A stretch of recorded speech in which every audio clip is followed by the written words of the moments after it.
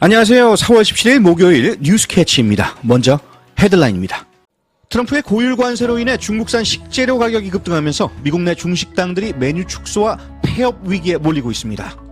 연준 의장 파월이 트럼프의 관세 정책으로 물가 상승이 불가피하다고 경고하며 뉴욕 증시가 큰 폭으로 하락했습니다. 미국의 주택 건설업체들이 자재비 급등과 인력난으로 어려움을 겪으며 주택 공급 부족이 장기화될 수 있다는 우려가 나오고 있습니다. 트럼프 정부 출범 이후 미국 내 180개 대학에서 4,700명의 유학생이 서비스 등록 종료 조치를 받았고 800명 이상이 비자 취소와 추방 절차에 들어갔습니다. 트럼프 행정부가 학자금 상환 방식 개정안을 철회하면서 기혼 대출자들이 월 상환의 급등 위기를 피하게 됐습니다. 행정부가 메디케어 데이터베이스를 활용해 불법 체류자 추적을 시도하며 개인정보 침해 논란이 커지고 있습니다.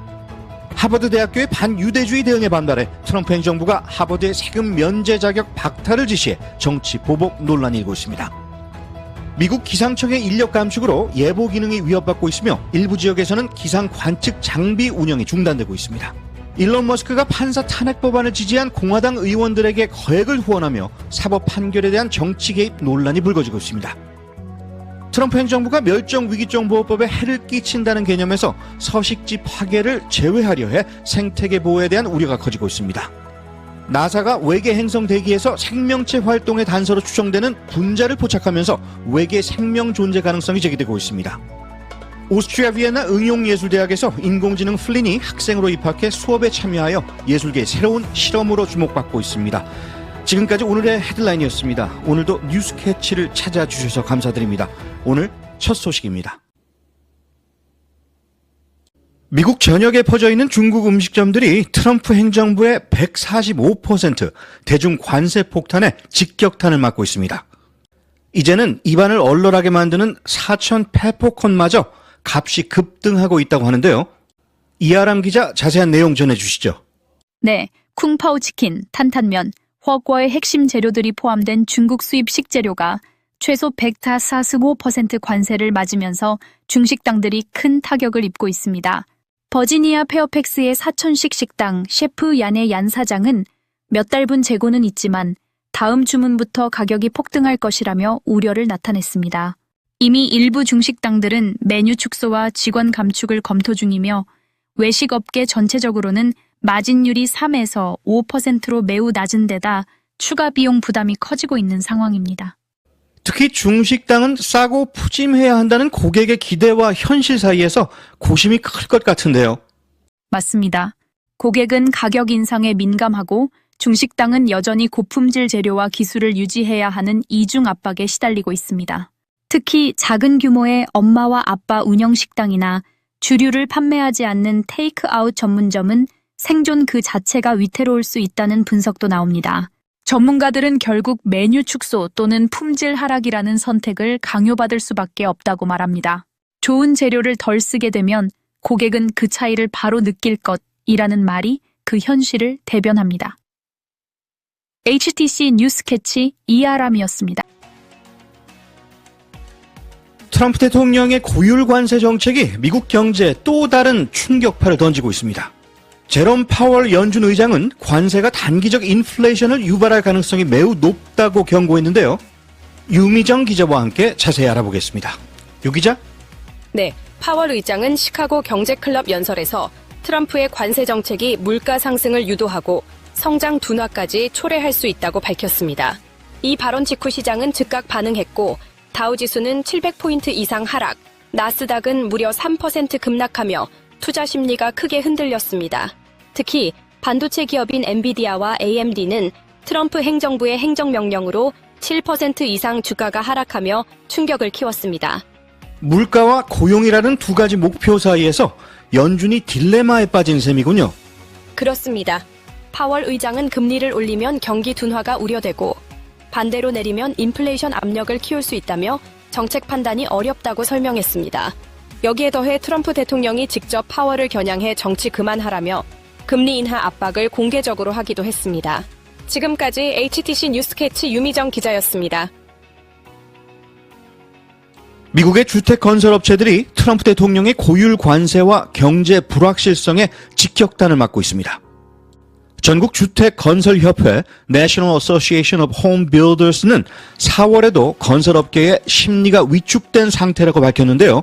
자재 가격 인상으로 인해 신규 주택 한 채당 평균 11,000달러의 추가 비용이 발생하고 있습니다. 이로 인해 신규 건설이 주춤하면서 미국의 주택 공급 부족 문제가 더 악화될 가능성이 커졌습니다. 전문가들은 트럼프 행정부의 이민 단속까지 더해져 인력 부족과 가격 불안이 주택시장 전반에 악영향을 줄 수 있다고 경고했습니다. 트럼프 행정부가 보건복지부의 예산을 3분의 1 수준으로 삭감하는 계획을 추진 중입니다. NIH 예산은 470억 달러에서 270억 달러로 40% 가까이 줄이고 기존 27개 산하기관도 8개로 통폐합될 예정입니다. 또한 질병통제예방센터 예산은 44% 삭감돼 심장병, 비만, 당뇨, 흡연 등 만성질환 관련 프로그램과 HIV 국내 대응 사업이 전면 폐지됩니다. 지방병원 조기 아동 교육 프로그램 헤드스타트 지원도 전면 중단될 가능성이 커 전국적으로 수백만 명의 저소득층과 농촌 주민들이 의료복지 사각지대에 놓일 수 있다는 우려가 확산되고 있습니다. 트럼프 행정부 출범 이후 미국 전역 180개 대학에서 4,700명의 외국 유학생들이 미국 유학생과 교환 연수생 정보관리 시스템 세비스 등록 종료 조치를 받았고 이 중 800명 이상은 유학생 비자까지 취소되며 체포와 추방 절차에 넘겨진 것으로 드러났습니다. 특히 단순 교통 위반이나 경범죄 기록만으로도 비자 박탈이 이어지고 있어 각 대학과 교수협의회 관련 단체들은 집단 소송에 돌입했습니다. 한국 유학생 4만 3천 명도 영향을 우려하는 상황입니다. 트럼프 행정부가 기혼 학자금 대출자의 월 상환액 계산 방식을 변경하려던 계획을 철회했습니다. 기존엔 별도 세금 신고 시 배우자 소득을 제외할 수 있었지만 이를 폐지해 배우자 소득까지 합산하려는 조치가 예고되며 논란이 일었습니다.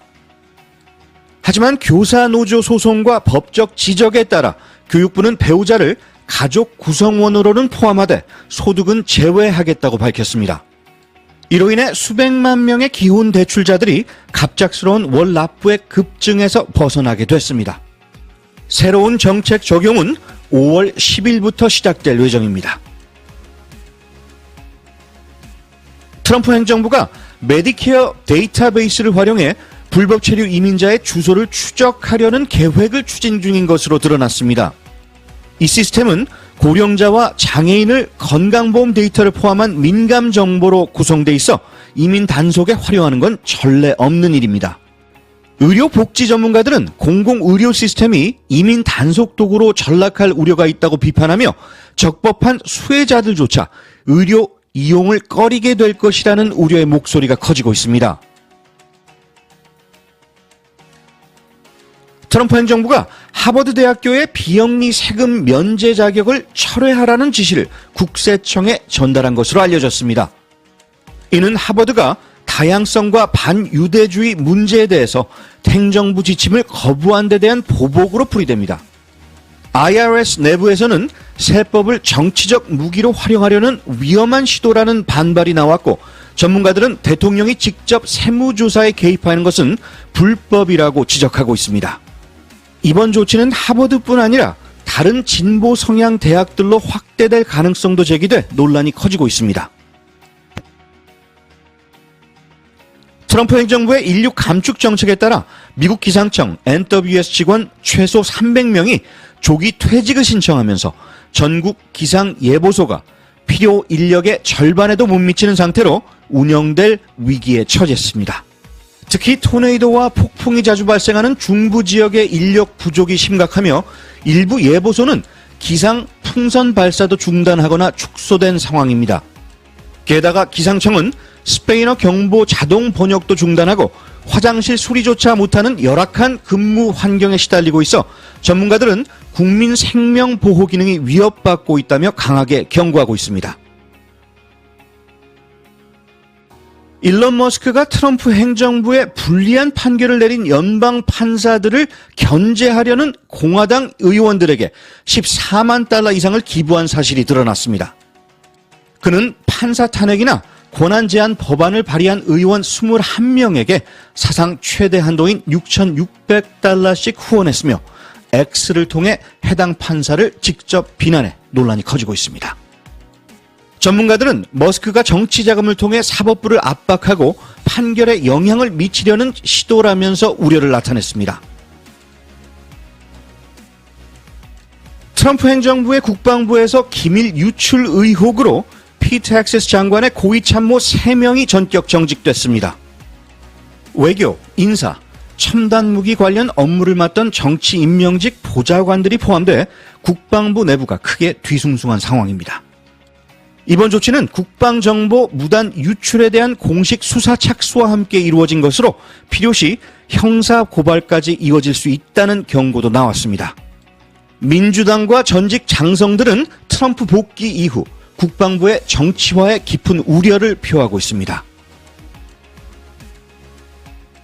트럼프 행정부가 멸종 위기종 보호법 ESA의 핵심 개념인 해를 끼친다, harm의 정의를 바꾸겠다고 나섰습니다.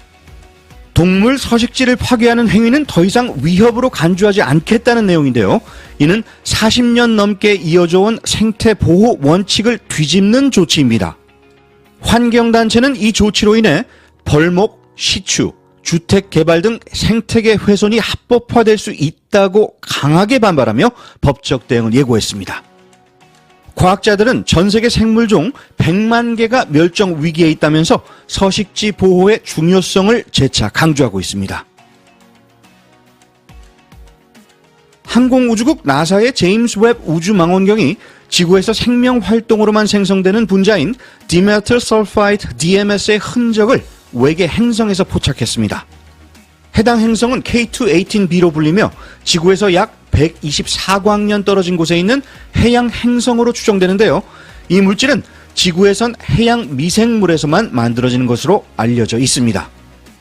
과학자들은 이 발견이 생명체 존재의 강력한 단서일 수 있다며 추가 관측으로 생물 기원의 가능성을 검증하겠다고 밝혔습니다.